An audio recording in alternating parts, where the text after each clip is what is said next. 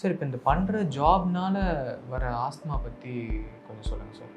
கண்டிப்பாக பார்த்தீங்கன்னா that's a very very wonderful question actually. So இந்த ஆஸ்துமா, ஆக்குபேஷனல் ஆஸ்துமா, முன்னாடியில் நம்ம படிக்கிற காலத்தில் என்ன சொல்லுவாங்கன்னா இந்த மண்டே ஆஸ்துமா அப்படின்னு சொல்லுவாங்க. என்னென்னா எப்போல்லாம் ஜாபுக்கு போகிறாங்களோ அந்த டைமில் மட்டும் அவங்களுக்கு சிம்டம்ஸ் இருக்கும். ஸோ அதுக்கப்புறம் வந்து வீட்டுக்கு வரப்போ they will be normal. So அதில் முக்கியமாக பார்க்க வேண்டிய தொழில்கள் பார்த்தீங்க அப்படின்னா, ஸோ நம்ம வீடு கட்டுறோம்னு வீடு கட்டி முடிக்கிற வரைக்குமே பார்த்தீங்கன்னா அதில் வேலை பார்க்குற ஒவ்வொருத்தருக்குமே வந்து அதில் பிரச்சனைகள். ஃபார் எக்ஸாம்பிள் இப்போ மேசனில் வந்து அவங்க சிமெண்ட்டில் வேலை செய்கிறப்ப அந்த சிமெண்ட் எக்ஸ்போஷர், அதுக்கப்புறம் அந்த பூசுறப்பவும் அந்த சிமெண்ட் டஸ்ட் வரும், அதுக்கப்புறம் வந்து பெயிண்ட் பண்றப்ப அந்த பெயிண்ட் எக்ஸ்போஷர், அதுக்கப்புறம் பாத்தீங்கன்னா அந்த ஃபிட்டர், அதுக்கப்புறம் பிளம்பர், அவங்க எல்லாம் ட்ரில்லிங் பண்ணும், எலக்ட்ரிஷியன். ஸோ இதெல்லாம் மாதிரி ட்ரில்லிங் எல்லாம் போறப்ப வந்து பாத்தீங்கன்னா அந்த ஃபைன் பார்ட்டிகல்ஸ் வந்து நம்மளுடைய சுவாச குழாயில போயிட்டு அந்த சுவாச குழாயில இருக்குமாகும். ஸோ அதன் பேர் வந்து பிராங்கோ கன்ஸ்ட்ரிக்ஷன் சொல்லுவோம். ஸோ அப்போ என்ன ஆகும்னா நார்மலா இப்படி இருக்கிற சுவாச குழாய் வந்து ஃபுல்லா இறுக்கமாயிடுச்சு அப்படின்னா அவங்களுக்கு நெஞ்சு இறுக்கமா இருக்கு, இரும்பல், சளி, மூச்சு விட சிரமம் இதெல்லாம் இருந்துட்டே இருக்கும். இதெல்லாம் எப்படி நம்ம வந்துட்டு அவங்கள பாதுகாக்கிறது? ஏன்னா அது ஒன்று வந்து அதை ட்ரிகர்ஸ் நம்ம அவாய்ட் பண்ணணும், இல்லை வேலையை மாற்றணும். பட் ஆனால் நிறைய பேர் என்ன சொல்லுவார், எனக்கு இருக்கிறது தெரிஞ்சதே ஒரே தொழில் இது மட்டும் தான், இதை போய் நான் மாற்றணும்னா நான் எப்படி பண்ணுறதுன்னு கேட்பாங்க. ஸோ அதுக்கு வந்து என்ன பண்ணணும்னா இது மாதிரி ப்ராப்பராக ஒரு அடிக்வேட் மெஷர்ஸ். ஃபார் எக்ஸாம்பிள் இப்போ